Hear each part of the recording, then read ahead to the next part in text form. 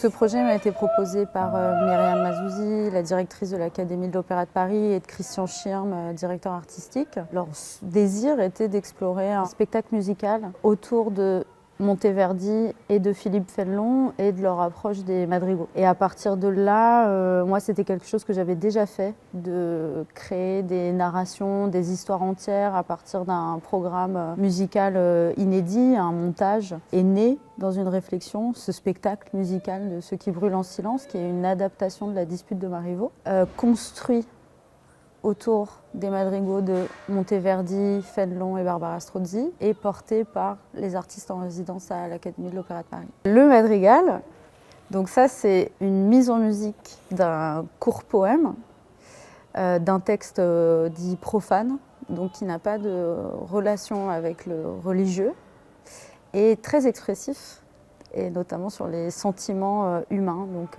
l'amour, le désir, le narcissisme, la peur du temps. Voilà.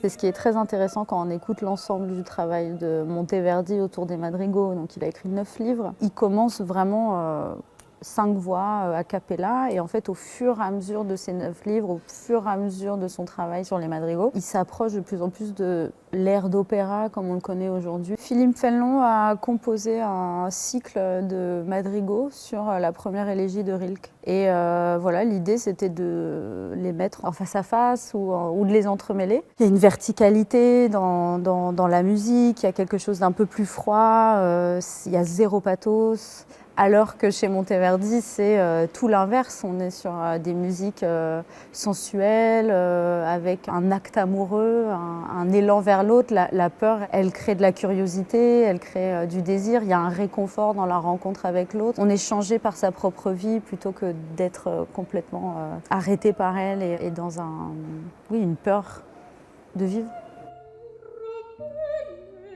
Ma longue écoute des madrigaux pour trouver celui qui convient pour la narration, celui qui convient pour l'histoire, est arrivé par hasard un morceau de Barbara Strozzi qui vient de la même époque quasiment de Monteverdi et qui, de par sa qualité de composition et la sensibilité des textes, voilà, c'était pour moi évident en fait. Elle avait toute sa place dans ce projet.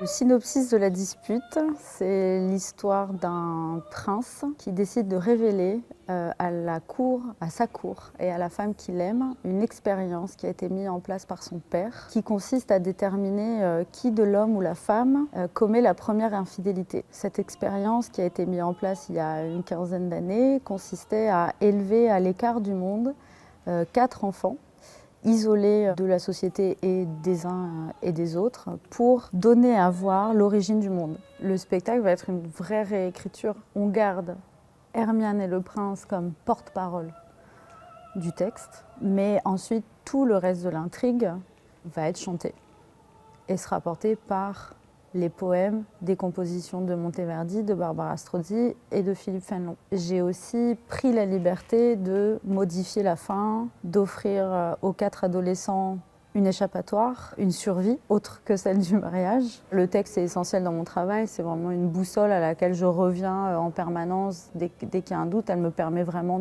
en plus de faire avancer l'histoire, de raconter l'intériorité de ce que sont en train de vivre les interprètes. C'est intéressant parce qu'en fait, au début, la première fois qu'on lit la dispute, on est très intrigué par son intrigue et par l'expérience en elle-même. On a envie de la mettre en scène comme si on avait envie de la vivre aussi et de voir où est-ce qu'elle nous mène. Et en fait, petit à petit, dans le travail de réflexion, déjà, dès le début, on sait que la question est très stérile et idiote. Et on ne voit pas vraiment comment on va répondre à cette question, même si pendant un moment, voilà, on se le demande.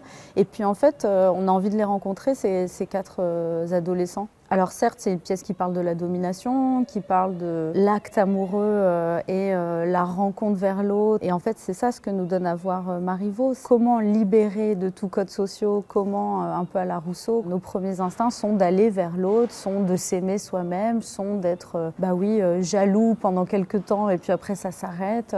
Ce qui m'intéresse dans la relecture qu'on va faire avec Ce qui brûle en silence, c'est que ça soit en fait pas une expérience pour les enfants parce qu'eux n'ont pas conscience de ce qu'ils sont en train de vivre. En fait, pour eux, on est en train d'assister à un voyage initiatique et en fait à la découverte de ce que nous avons oublié peut-être par moment, qui est en fait la première fois qu'on tombe amoureux, la première fois qu'on se trouve beau, la première fois qu'on a envie d'ouvrir une porte et de partir, de voyager, de s'émanciper, et qu'en fait c'est les élans vers l'autre et vers la vie qui en fait nous construit. En lisant les pièces de Marivaux, on se rend compte que Marivaux ne parle que de domination, qu'elle soit sociale, amoureuse, genre, voilà, il ne parle que de ça.